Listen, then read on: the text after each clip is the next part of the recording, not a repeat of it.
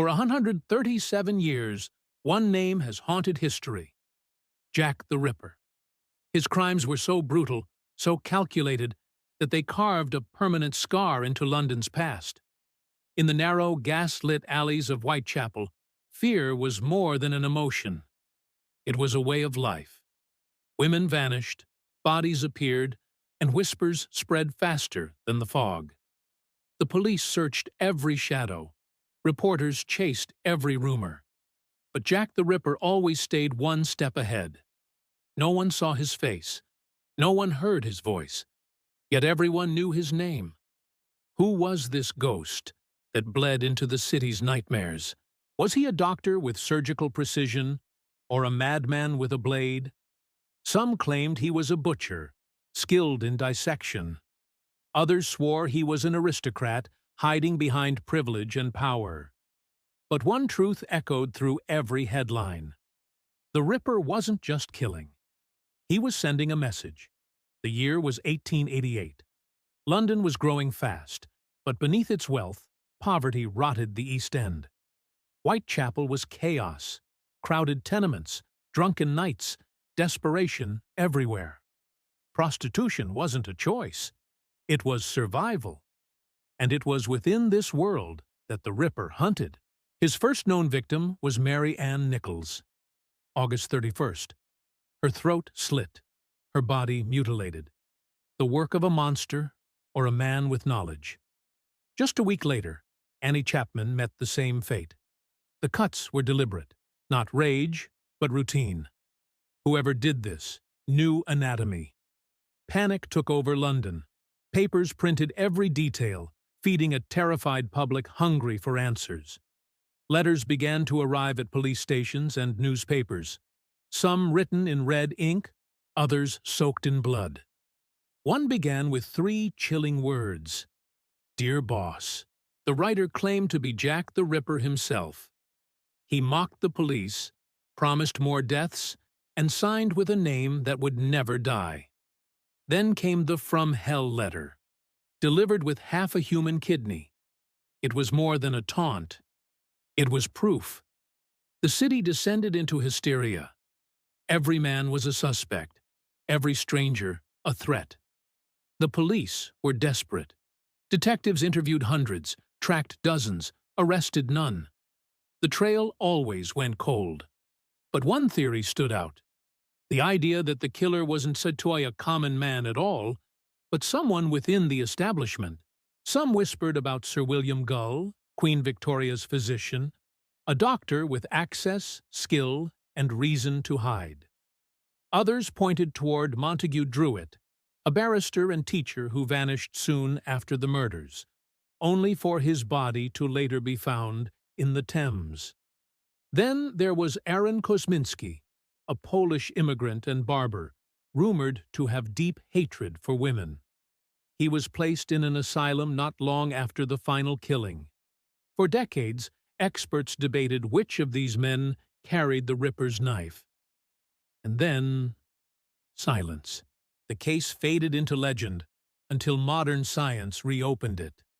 In 2014, a shawl believed to have belonged to Catherine Eddowes, one of the Ripper's victims, was tested for DNA. On it, scientists found genetic material linking to descendants of Aaron Kosminski. Was the mystery finally solved? The press erupted.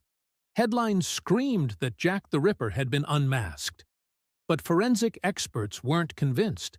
Contamination, chain of custody, lack of control samples, too many questions remained. The shawl's journey through time was messy, passed between collectors and police archives for decades. Could its evidence truly be trusted? Still, Kosminski fit the profile.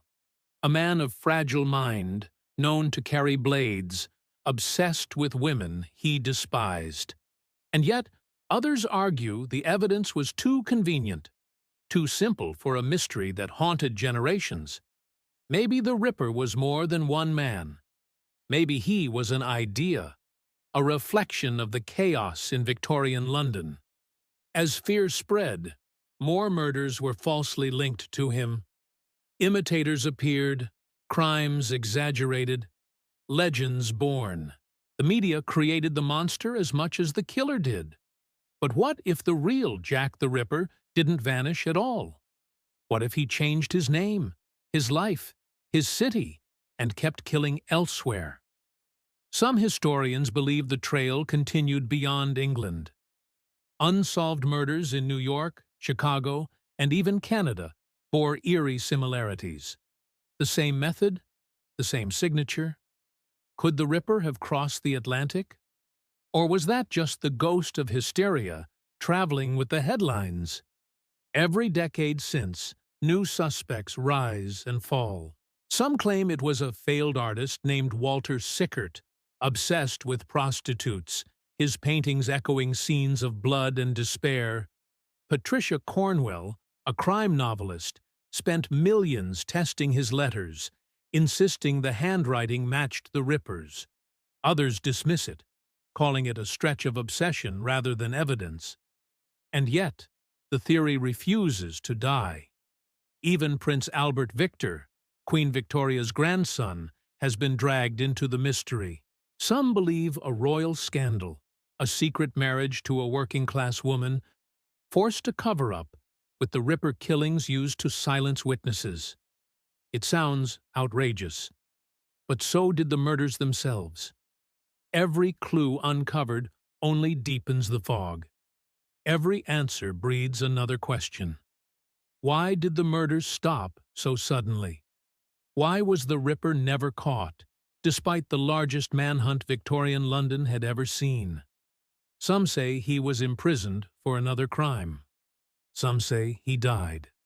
And some whisper that someone powerful made sure he disappeared, not for justice, but for protection.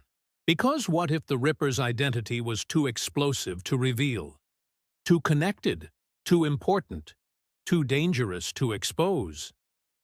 Over the years, retired detectives, forensic pathologists, and amateur historians have each claimed to find the missing piece. Photographs re-examined, diaries discovered, DNA retested. Yet the conclusion always slips away. In one infamous diary supposedly written by the killer, the author confesses in detail, signing the name James Maybrick. A Liverpool cotton merchant, wealthy, respected, and secretly tormented. The diary described scenes matching the crime reports, details known only to investigators, but experts quickly questioned its authenticity. Forged ink, inconsistent language, no proven link. Another dead end. The deeper we look, the darker it gets. Because Jack the Ripper isn't just a person. He's a mirror, a reflection of society's fear, violence, and fascination with evil. He changed how we see killers, not as random madmen, but as intelligent, deliberate predators. He shaped modern criminology, forensic science, and the psychology of murder. Every serial killer case since, from the Zodiac to Ted Bundy, carries his shadow. The Ripper was the first to turn murder into myth. And in that myth, the line between truth and terror blurred forever. Today, with advanced DNA sequencing, facial reconstruction, and digital forensics, the case is being reopened once again. Researchers are mapping every clue, every letter, every newspaper scrap, hoping technology can do what history never could. If Kosminski's DNA holds up under modern retesting, the world may finally have its answer. But until that happens, one question remains. Was Jack the Ripper a single man lost in madness, or the mask of a system that let monsters walk free? The Ripper case forces us to ask not just who he was, but why he was never found. Did the Victorian police lack the tools or the permission? Was someone protecting the killer or protecting themselves? Perhaps the truth has always been in plain sight, buried in archives, redacted reports, and forgotten testimony. Each year, new names surface, new final proofs appear. And each time, the fog returns. Because the Ripper isn't just a mystery. He's a warning, a reminder that evil doesn't always hide in the dark. Sometimes it walks in daylight, wearing a gentleman's coat. London has changed, but those cobblestone streets still remember. Every corner, every shadow, every flicker of gaslight holds echoes of that autumn of fear. And maybe that's why his story never dies. Because deep down, the world knows we never truly caught him. We just learned to live with his ghost. Even now, historians debate new evidence, a re-examined photograph, a century-old letter that might contain trace DNA. Science edges closer, but history resists. Because Jack the Ripper is more than the sum of his crimes, he is the unsolved question at the heart of modern fear. And maybe that's why he endures, not as a man, but as a mystery. The streets of Whitechapel have long been rebuilt. The fog has lifted, but the name remains, whispered, feared, immortal.